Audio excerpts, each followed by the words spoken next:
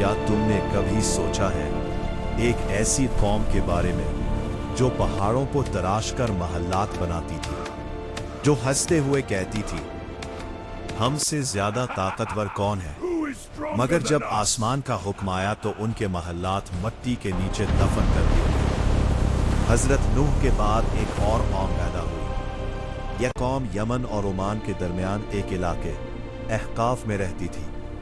उनके शहर का नाम था इरम ज़ातुल इमाद, यानी सतूनों वाला शहर, जो गोया आसमान से बातें करता था। उनके बदन पहाड़ों की तरह मजबूत थे, कद बादलों को छूते थे और उनका गुरूर आसमान को चीरता हुआ महसूस होता था।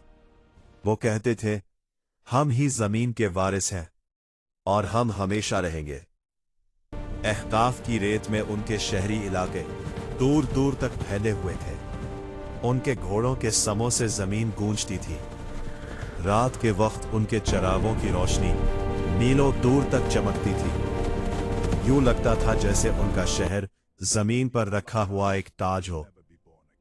वो अपनी मजलिसों और निशस्तों में अक्सर एक ही बात कहते, हम जैसे लोग दोबारा कभी पैदा नहीं होंगे। उनके बच्चे भी कम उम्री में भारी पत्थर उठाकर अपनी ताकत दिखाते, कहते हमारे बच्चे भी पहाड़ों को झुकाने वाले हैं। इस कौम का एक और अजीब अकीदा भी था। वो समझते थे कि हवा उनकी गुलाम है। उनके जवान वादी के दरमियान खड़े होकर दोनों हाथ फैलाते और कहते, देखो हवा हमारे जिस्म की पैरवी करती है।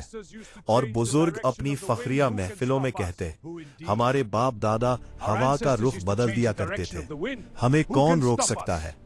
मगर जब वो तूफान को मामूली समझने लगे, जब अल्लाह के हुक्म का इनकार किया, तो फिर ऐसी हवा आई जो उनकी ताकत, उनका गुरूर और उनके सुतूनों वाले शहर सब कुछ मिटाकर रख गई। ये थी कौम आद, ताकि आने वाली नस्लें जान लें ताकत, दौलत और गुरूर हमेशा नहीं रहते, बाकी सिर्फ अल्लाह का हुक्म रहता है।